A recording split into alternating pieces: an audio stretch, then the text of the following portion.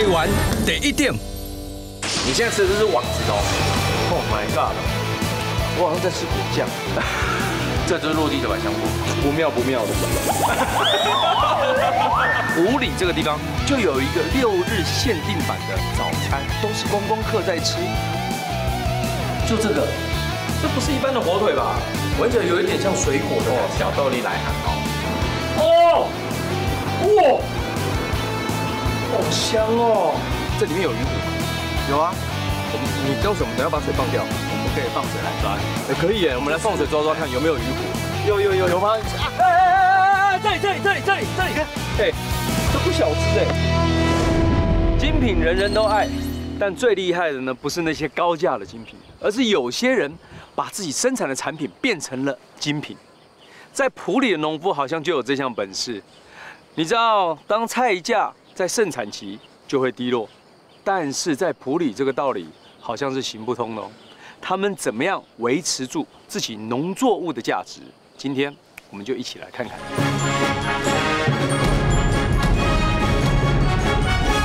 埔里，它拥有丰富多样的农作物，其中有一种作物，全台湾90%的产量都来自于这里。到底它有什么样的魅力呢？让我们去一探究竟。在南投的埔里有一个地方叫大平顶，赫有名的就是它的百香果。它的百香果永远是甜的。你印象中的百香果是酸的，对不对？不要怪百香果，因为百香果原来就是甜的。为什么会是甜的呢？今天就来告诉你。走。哦，你好，哎，这是什么？蜜蜂啊。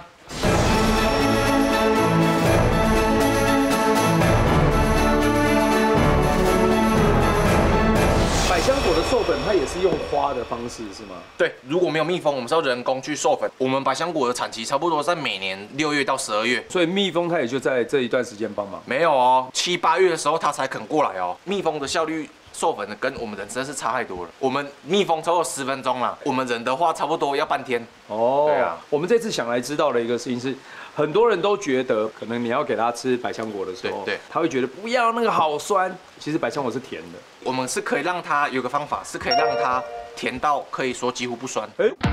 南投大平顶从民国50年左右开始种植百香果，但是当时百香果价格不好，因为它酸溜溜的形象早已烙印在人们的脑海中。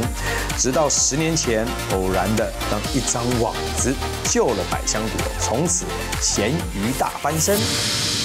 但是我想问一个事情是，现在我知道百香果是它只要撞到，然后人家说只要落地后它就是酸的。我们以前也不知道，对，是后来奇怪我们在整理的时候看到那个藤蔓啊上面卡了一颗，结果竟然比地上漂亮的还甜，所以我们后来才去，就是有人去研发出这种吊网式的，采收下来的甜度就是如同卡在树上的。对，那它的原理是因为它掉下来有撞击过。它里面那个果肉分开来了，对。但是如果说是在吊网的，它会是甜的，80%、90%都是甜的。真的吗？像这种，那个这就是吊网的，这个算是仔蟑螂的，仔蟑螂的，一样是甜，不过它会还没经过后熟，绝对会有一些稍微果腥味啊。不过一样是好吃的。不是，你刚刚说要后熟，对，我们采收起来有没有？我们要经过盖棉被，对，让它自己去催熟自己。哦，所以百香果不是说仔蟑螂像这样仔蟑螂吃了就可以吃的，它还要后熟哦。经过后熟是要让它的味道更浓郁、更好吃、更香这样子。不会啊，我也觉得蛮好吃的。也一样算甜的吗？因为我还没有吃过，我还没有吃过你说的后熟。我们等等就吃那种后熟过的，后熟过的跟你刚刚这个味道仔蟑螂绝对不一样，绝对不一样，绝对不一样。那我觉得这个也蛮好吃的、啊，也好吃哎。它神奇的地方就是要经过后熟。是哦。对，会差蛮多的哦。真的。我们等等上，我先来帮你采完以后，我等一下要来吃吃看什么叫后熟的。好，那我后熟的百香果好好笑。走，先教你采收，然后我们就是准备这种篮子、脸盆。好。然后它是仔蟑螂掉在这网子。对。然后我们就是往下压。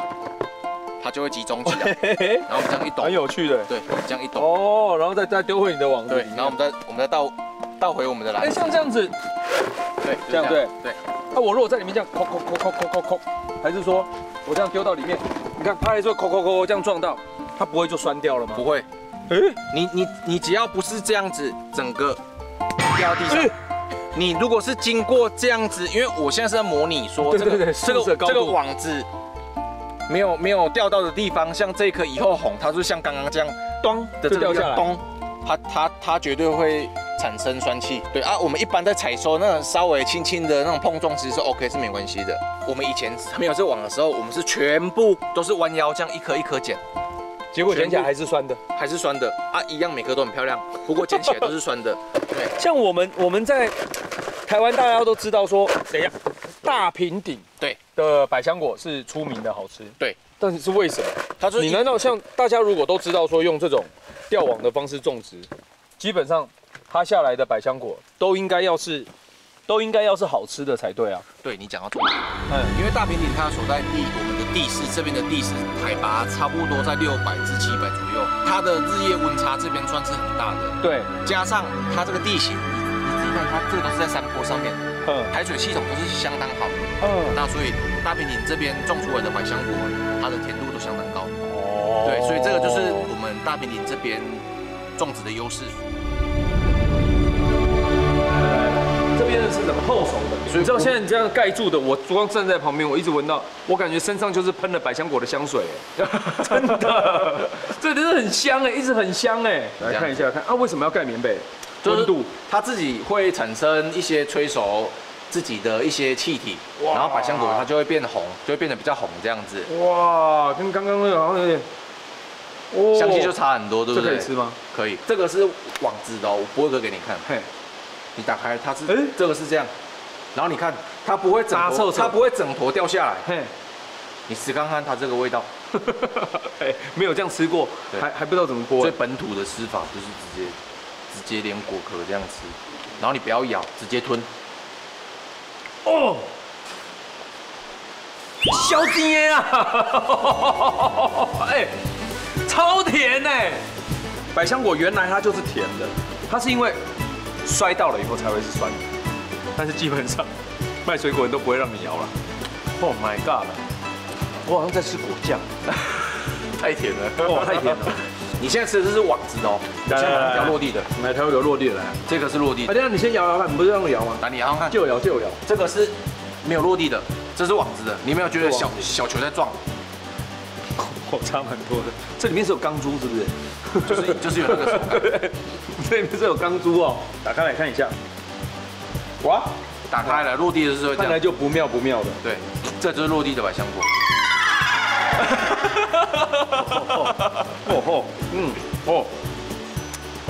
贤哥，哎，用喝的啦，来嘛，可以直接用喝的啦。哦。它经过落地之后，它整个果肉跟果壳是完全分离的。它虽然还是有百香果的果香，但是它的那个酸度就增加很多哎。对，所以也就是说，当你去买百香果，反正重点就是在它有没有那小钢珠啦。对，有小钢珠基本上就是酸的。对，分级。哎，为什么要一高一低？这样子刚好角度比较好。好啊。我们在分的时候有没有，就像这种比较丑，就直接皱掉的有没有？我们就是直接交由工厂。直接放上去啊，像这种果壳比较漂亮的，比较大颗的，对，我们就是当第一级的在这边，第一级在这边。像这样算漂亮，这个算是一样是大颗，不过它是有一些表皮化，不过它里面果肉是一样是好的，第二级。啊，像这个也是。它这个的话颜色比较不均，它比较偏绿，对，我们就寄到市场。对，颜色我们第一会看颜色，看跟它的重量，对，像这个重量米呢，就比较重，有没有？哎，对啊，而且它颜色很漂亮，对不对？对，这个就是现吃第一集。对，现吃，直接吃上看。哦，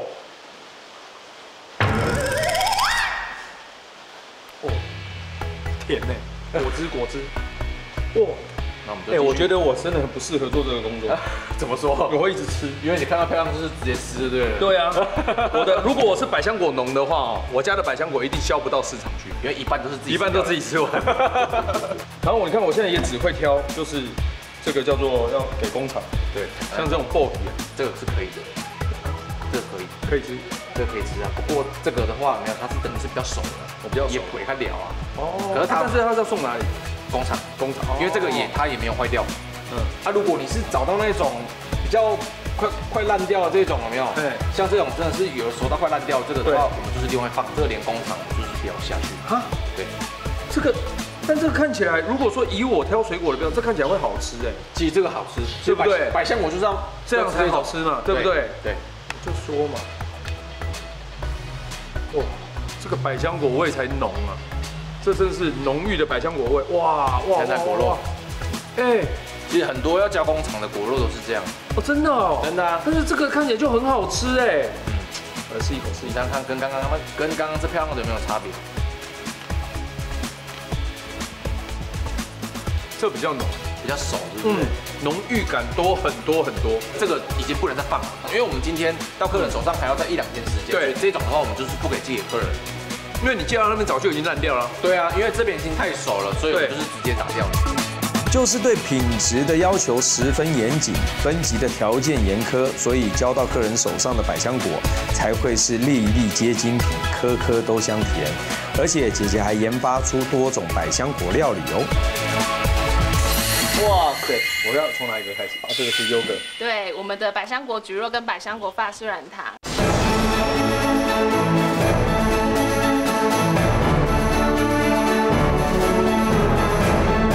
这个好啊。优格，百香果优格。没有，百香果真的是百搭。还有不管果汁、果酱，或者是我们家自己都是直接这样吃，蛮酷的，蛮酷的。那沙拉更不用讲，大家也常常会用到啊。就是这个的话是淋百香果酱，所以淋百香果酱，对，它的味道非常的丰富。哦。百香果基本上已经取代很多酱料了。我觉得百香果是蛮猛，而且百香果维他命 C 又多。这个是鸭胸肉，对，这是什么？叫无花果不是吗？对，这是无花果，但是因为它的味道比较清爽，所以它跟百香果搭配起来很舒服。它用舒肥的，要用舒肥3个小时。你鸭胸你还用舒肥哦？因为它比较厚，因为其实我是斜切它的厚度大概4-5公分左右。哇，好搞刚哦！这个是你们自己都是这样做，还是你什么时候开始发现可以把百香果入菜？因为我们家有小朋友，所以煮的菜会比较以清爽为主，所以像酱料的话，通常都是自己煮的酱料这样子去取代。酷哎！埔里这个地方就有一个6日限定版的早餐，而且都是观光客在吃。就这个，这不是一般的火腿吧？它一定有什么秘密吧？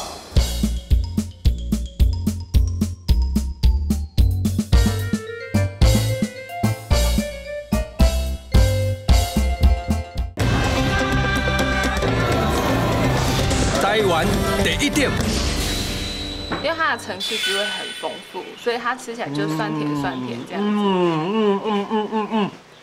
百香果下去以后，它就变得很异国料理的风味。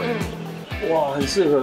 对，因为它其实跟肉类的料的油脂，它可以很好的结合，还蛮妙的。因为它就刚刚好有一个很不一样的感觉，因为你在吃百香果，你配沙拉很正常嘛。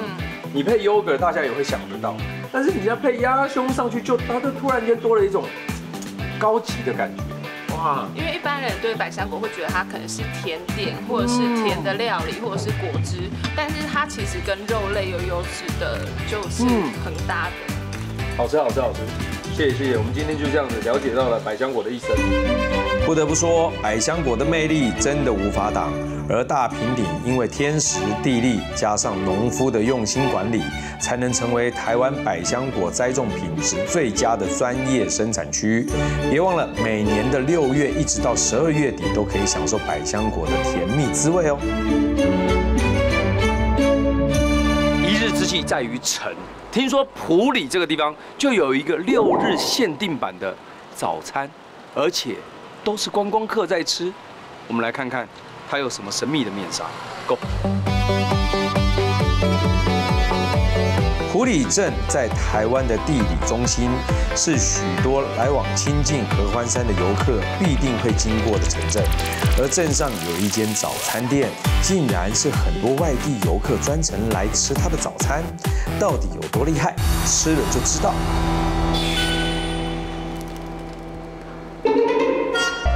就这个，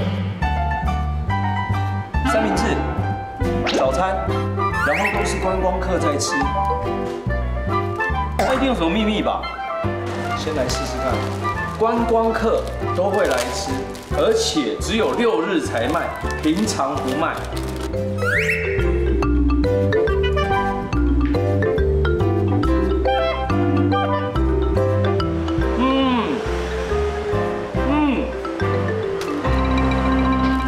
我跟你讲，窦昌玉博士要来了。我跟你讲，是这个的问题呀。是它，这不是一般的火腿吧 ？Q 弹有嚼劲，还有那香气，带着一点点微微的咸甜混。老板，小豆你好。先告解问题。哦，来。哦。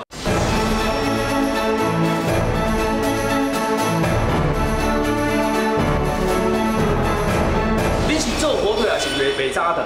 我是做火腿。为什么会变成这么红的早餐店？因为当初就是阮10几年前开始做火腿的时阵，做出来无人买啊，人会认为讲这价小较悬，卖较袂落。我就想讲做火腿蛋饼啊，火腿蛋吐司啊，我想讲安尼落去，互大家食看卖咧，安尼看讲口味会接受无，看用怎回头过来改变。这个想法也太另类了吧！却不失是个先说服客人味蕾的好方法。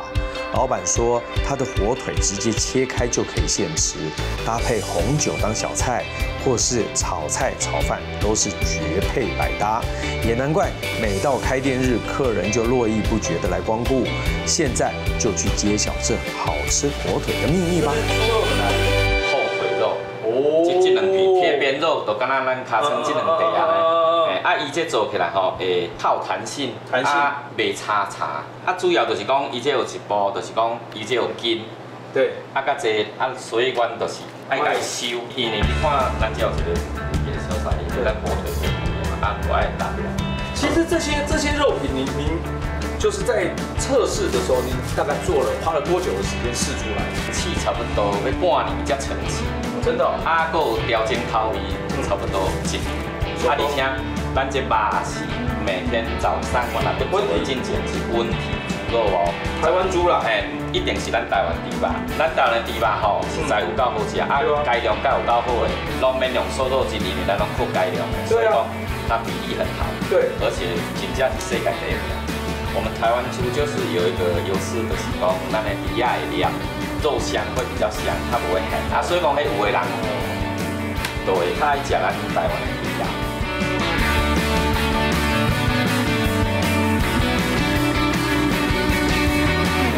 这工序也太繁琐了吧！你弄完了以后还要再丢去熟成，熟成完以后才能出来灌。然后熟成哦，大约差不多20天。对啊，这一定要熟成因为香味才会进去。哦，香哎！你灌几条看下。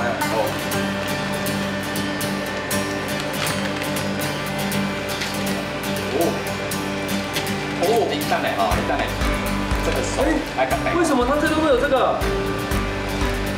你看到它这边那边？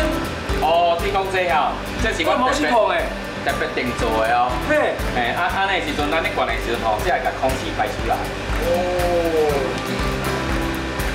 你是干嘛嘞？对，安尼。你只小甜一个哦。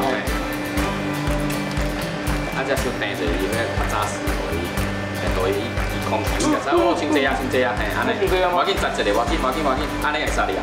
会使你用吐出来，你卖过几啊？你做你对，我紧，这可以哦。安尼，安尼就足水的，对。灌火腿难的是量的掌控，怕砸了老板的招牌，剩下的工作还是让老板娘帮忙吧。其实老板的坚持可不少，看他严谨的工作态度，对于品质的执着，还真有日本职人精神。接下来呢？哇，我们现在要放进去准备烟熏了，对不对？阮的火腿就是半烤半熏啦，因为阮就是用啥？用这算是红甘蔗。阮玻璃的特色。你即摆用甘蔗去烘，甲花炭，这是咱台湾的正港的龙眼木炭。扎实。这个烤出来，它就会有淡淡的那个香气。那我觉得它有一个我很欣赏跟很喜欢的，它就是用埔里在地的甘蔗，他们家附近就有的，而且就出产的甘蔗，他用这样的东西来为他的火腿加分，我觉得是好的。好，安尼放入去后，火腿甲这个摆起，有一个间隔距，间隔距离。哦，香哎，刚好。哎，烤甘蔗的味道，基本都有啊哈。哦，烤甘蔗的味道，我这个甘蔗在出汁哎，真的太香了。哇，哎，都放进去了。安尼差不多啊。好，伊这算当的木炭，伊的火较袂遐强，慢慢倒。咱呢甘蔗落去，一直泡，来香味哦。咱这关起。其实咱这叫做文火烘啊。对，就是文火落去半烘淡薄半分，所以较慢，不过伊的口感就较 Q， 内面是都会变大。明天见，大哥。好，拜拜。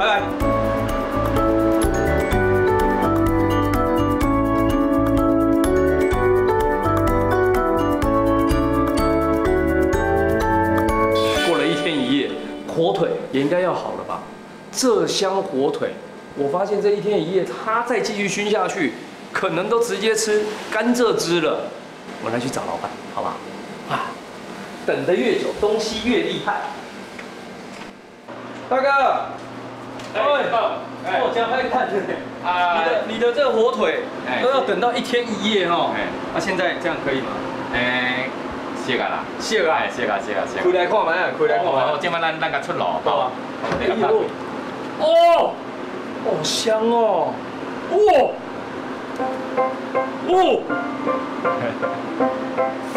肥肥的哎，哇，别小，来，我手动，然后然后我给你倒开。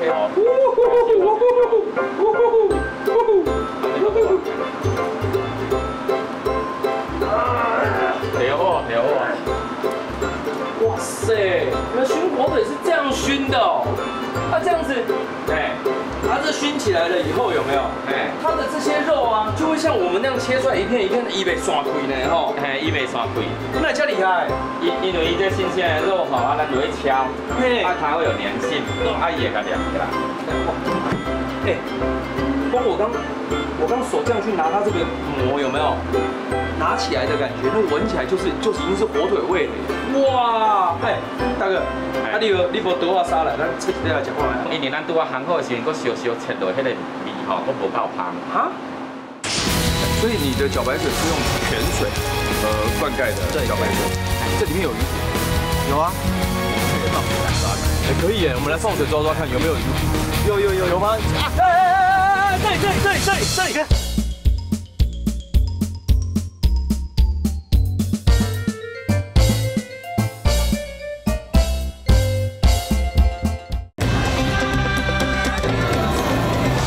台湾第一点，爱熟成，这个也还要，上无爱3工，3工伊才会入味。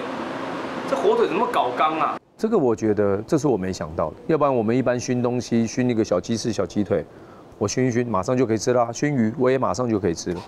那这样我就知道，也许我熏完之后，我是不是可以再多放几天，会不会不一样？所以这个是已经熟成3天的了。是这熟成3天啦。若是讲无熟成，恁第一盖试的时阵，你嘛是捌烘好出来你就切啊？对啊，切落去吼，切落去食，无啥鲜火腿啊，就是敢若猪肉烘熟安尼。无拄啊好，就是讲咱食无掉，咱就家熟来放冰箱。结果放几工了后，甲食，哇，那会变到较香。较香。你那时候心情是怎么样？爱搁改进啦。你看，居然还是没有要放弃。他从头到尾就是一个坚持不放弃，还是在改进，就是像我们现在这样子。你看看，而且阮家烘甲吼，内面的油花拢不伫咧哦。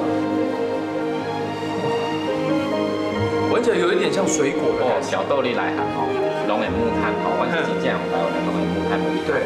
不过伊有一半是迄荔枝。所以讲伊融合起来就是淡淡的果香嘛，对不对？你看，也跟咱甘蔗吼没有冲突，所以它就增加一点韵味。讲到嘛，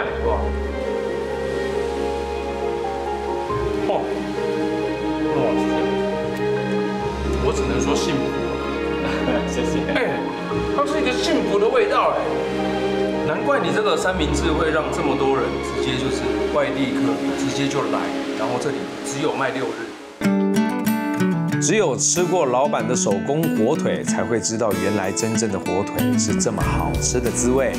有机会到埔里，别忘了镇上有间6日快闪早餐店，不只能饱餐一顿，更绝对能颠覆你对火腿的想象。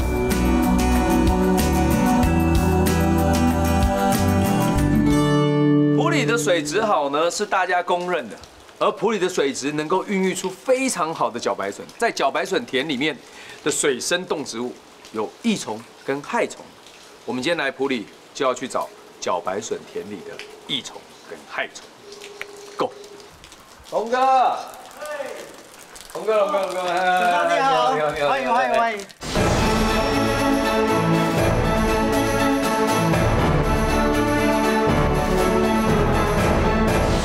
你们埔里的水真的是蛮惊人的干净哎。对啊，因为这是你们家自己的，算是这要算湖吗？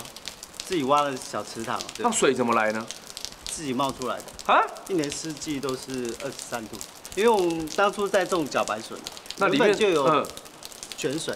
泉水。对。所以你的茭白笋是用泉水灌溉的茭白笋，那已经特别好吃吧？会不会？那是当然。甜的。龙哥，你对你的茭白笋也太有自信了吧？不过话说回来，埔里好水孕育出的茭白笋就占全台湾的90%，但每年农夫还是得奋力与害虫搏斗，才能有好收成。今天我们就要来除害。但是我知道说，在茭白笋里面的水生动植物，它有很多的对它有益的，也对它有害的。对。益的就是原生的生态，像这个池子里面有喜哥啊，对，有边啊，对，原生种的都有。它会把瘦螺吃掉。瘦螺的话就是用养鸭子或是养竹笋。所以你是用生态防治法来做这件事情。对。那有害的呢？有害，比如说福寿螺跟外来种的鱼虎。对。怎么连这里自然涌泉里面，它是怎么有办法窜这么厉害？因为就是外面的水菌进来，待会我们可以干净哎，钓看鱼。所以你说鱼虎的话，现在都是在对面那一区。对。所以你看它的鱼现在全部聚集在靠我们这一边，它不敢到那一边哎。对啊，因为鱼虎就是比较怕生啦。然后你用这个怎么钓鱼虎啦？我们先钓吃的，自己吃的。自己吃的。哎。这边的鱼都是自己流进来，不是你放的。不是。哎，我可以挑要钓什么哎哈？想要什么？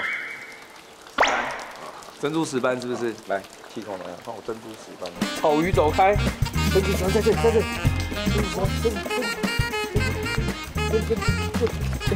要吃到。其他的草鱼在吃啊，珍珠石斑就你这里，不是你的哦。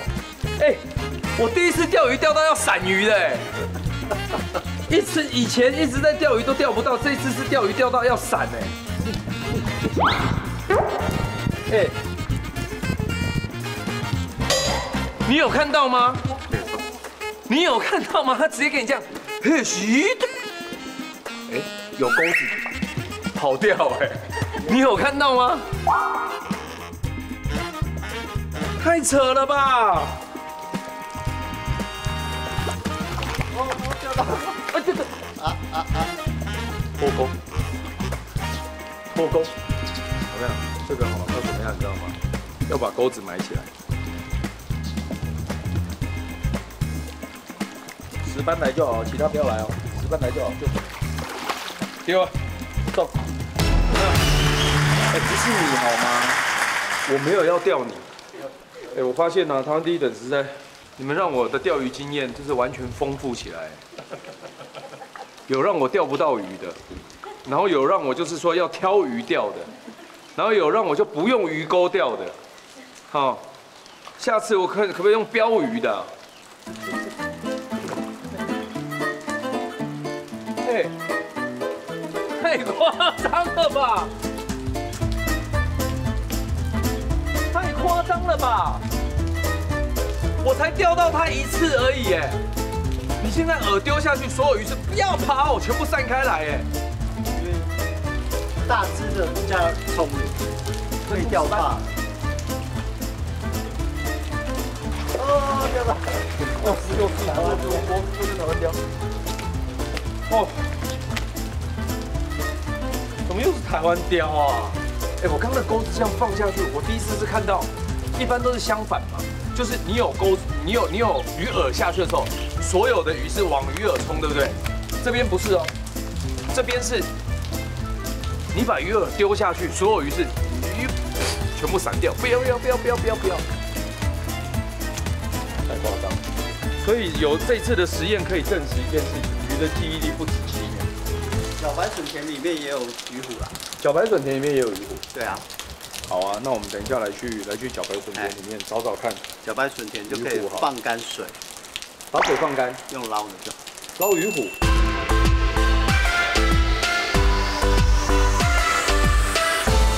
哇塞，哎，这个是，我们这是满满的茭白笋田哎。对啊，这个刚好4个月。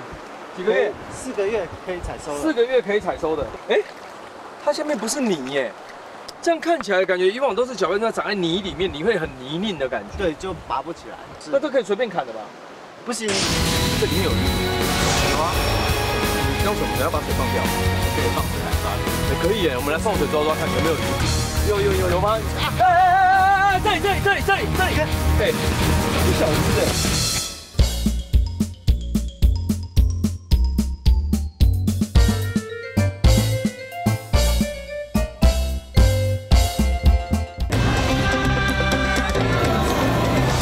台湾第1点，那这可以随便砍的吧？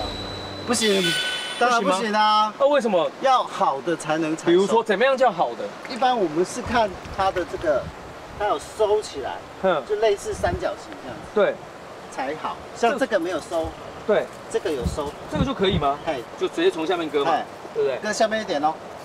好，拉上来。哎，这样表示好的。这是好的。对。好，不顺。这个有包的，对，那个你看有包起来，有三角形包起来的，哎，就可以看。哇，厉害！哇，怎么说？三角形包起来，哇，这根就漂亮了，美人腿，美人腿。茭白笋是可以直接生吃的哦。是吗？哎，你要不要吃看看？然后怎么剥？这样一直剥开。对，一直剥开，就像剥洋葱一样，一层一层。小时候我们的打工就是剥茭白笋。打工就是剥茭白笋。对，因为茭白笋要有光亮，表皮光亮才会比较好吃。对，我说真，它的光亮程度好像珍珠板上一层蜡这样，就这样吃啊，脆脆的啊，有没有甜？口感咬起来很像什么？你知道吗？很像，密度高一点的水梨，好吃。哎呀，但是我有一个问题，你这些浮萍是怎样？是刻意养的，对吧？对啊，刻意养的。为什么？就像人一样啊，人怕晒太阳，茭白笋也怕晒太阳。茭白笋怕晒太阳？对啊，所以如果没有浮萍，茭白笋变绿色，一般市场的婆婆妈妈就不会想买，就不要了。人家说美人腿就是这个嘛，嗨，茭白的，白色的，对，要这样才是。所以要有。你这边自己家里后院就是种茭白笋，对，这里面有鱼虎吗？有啊，叫什么呢？要把水放掉，因为刚好有一区是结束了。哦，真的吗？对，我们可以放水来抓鱼。哎，可以耶，我们来放水抓抓看有没有鱼虎。这个就是我们一般农闲的时候，哇，农末的时候就是你们的农闲能够收到的渔获也还是蛮好的渔获，对啊，是吧？对啊，当初也是被进口进来的嘛。我们现在来想办法消灭这个，除害一下，走，来去除害，我们来去放水，把水放掉。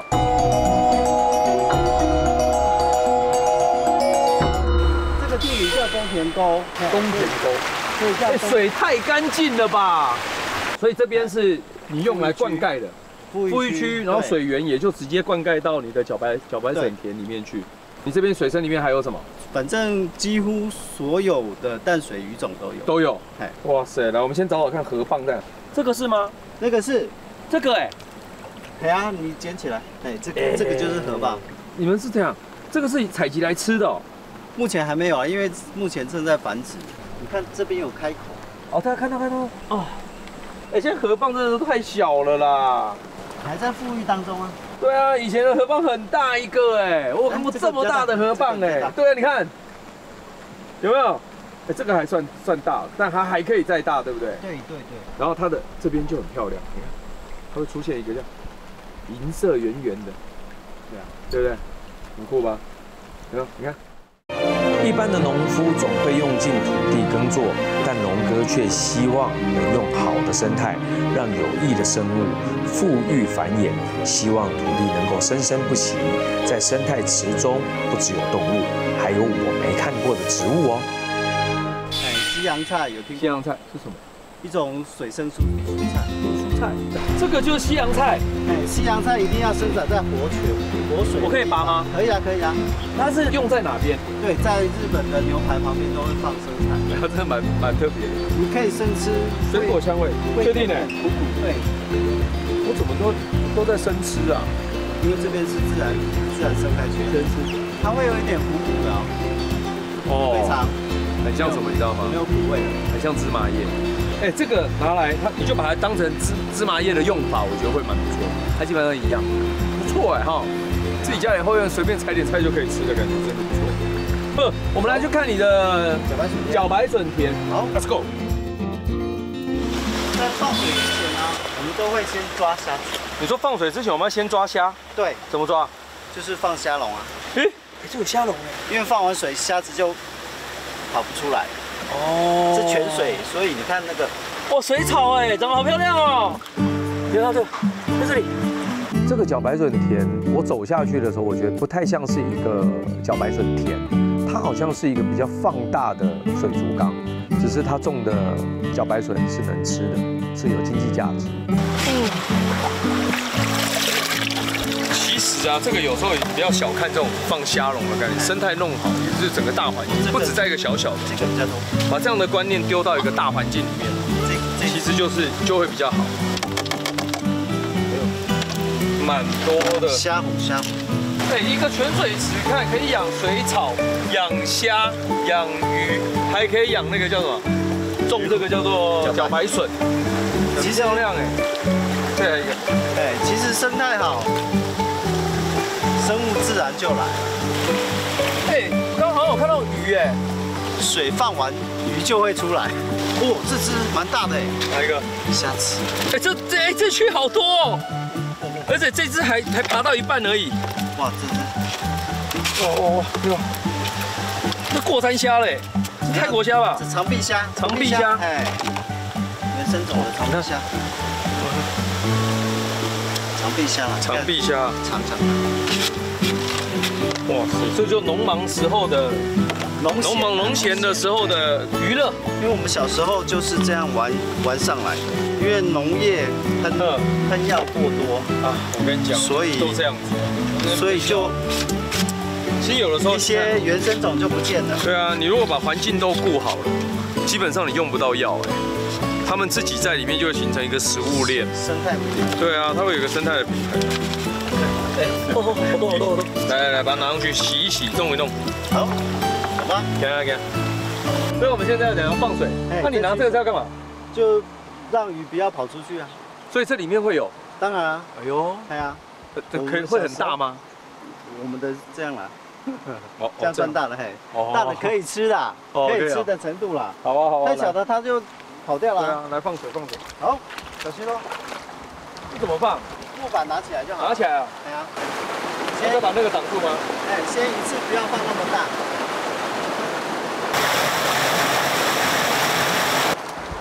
这也是对农田造成极大的危害。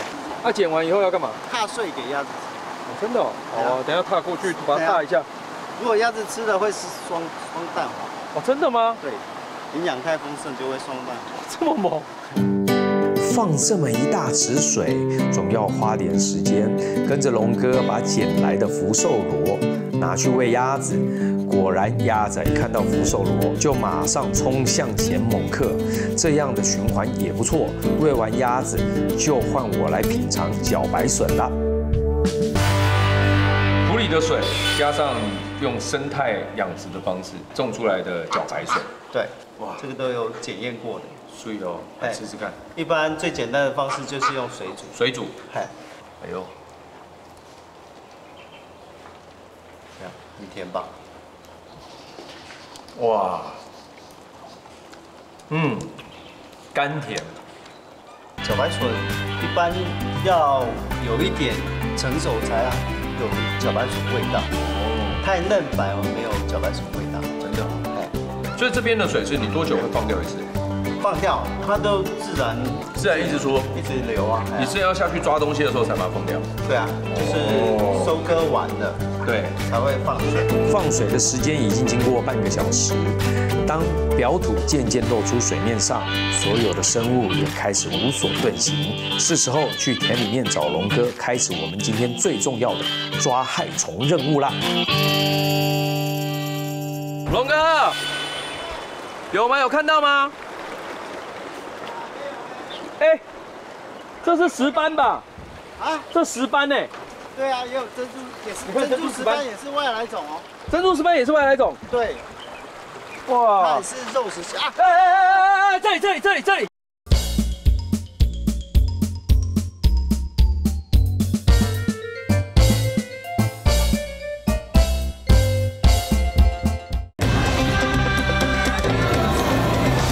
台湾第一点。这里，哦，哎，真的水放干了就比较好抓哎。哎，这个好像是泰国鲤耶。我看一下，拿上来看一下好了，拿上来丢这里面，刚好这里，丢上来看一下，来丢，拿到。一般，来看这，哎，这不小只哎。一般在我们这边外来种都叫鱼虎。是哦，哎，因为后来我上网去查了一下，网络上说小盾鲤才是鱼虎啦。啊，我们这边哦，反正就是泰国鲤和小盾鲤都叫鱼虎。这个比较像是泰国鲤啦。但是反正它也是外来种啊，对，它也会吃掉。它的习性跟鱼虎一样吗？哎，一样。是哦，这么凶哦。哎，这很大一只哎。因为它的嘴巴像蛇嘛，所以它英文名字叫 snake fish。好，再来，还有没有？应该还有，不止一只啦，应该要慢慢捞。哦，这里，来。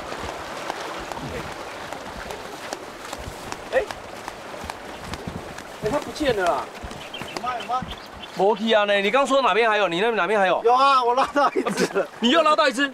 我刚好看到在游哎。这只比较小。哦，那里有。有吗？有吧？有对不对？这里啊！哎，这里啊！哎，等一下啦，跑掉了啦！哎，我捞到一只。哎，刚刚有一只，那几只？一只而已，对不对？等一下，刚刚有一只跑掉了啦。哦，慢慢来，年纪大了，不能太扯。刚有刚有一只哎，真的？那2只了是吗？这里2只了。对啊。啊，捞到了，你刚刚有捞到了啦。捞到。看一下这是什么？还是一样吗？看一下。一样吧。哇。小心不要被它咬到呢。不会啦。哦，这个就珍珠石斑，但这也是外来种，不是吗？它也是肉食的。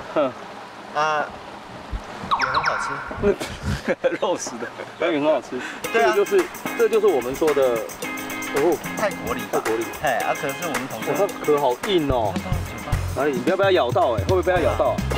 我的农夫的手是粗。看了张开。它的牙齿在哪边？在旁边这个啦，在旁边刮的。它里面也里面吗？它嘴巴就。所以它有舌头，你看到红色的牙齿。它牙齿这边，你不要被它咬到呢。它生长速度很快，对不对？大概1年就可以这么大就是最好吃的时候。太大还不好吃哎。所以果然要把水都放掉比较好抓哦。对啊。就用捞的就捞。他们已经存放器，哎呦，不要咬到。那么凶。搞定，终于还是有把你的害鱼给除掉。刚刚1尾大的，2尾小的，还有加1尾珍珠石斑。我再寻看还有没有。好啊。这个笋子看我吧。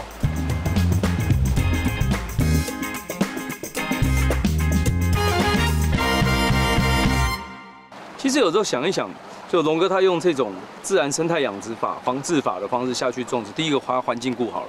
它会有很多的物种出现。好的是它会有很多原生种再进来，但相对的，你如果把一些鱼啊，比如说像不管是小盾鲤也好，泰国鲤也好，或者是珍珠石斑，你自己家里养一养，你丢出来了，但它就开始危害了整个台湾的环境。你看小小一片，它就有3尾。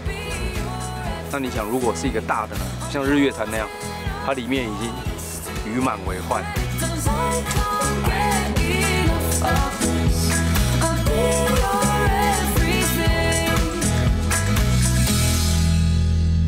喜欢吗？记得按赞加订阅，台湾第一的，开启小铃铛哦。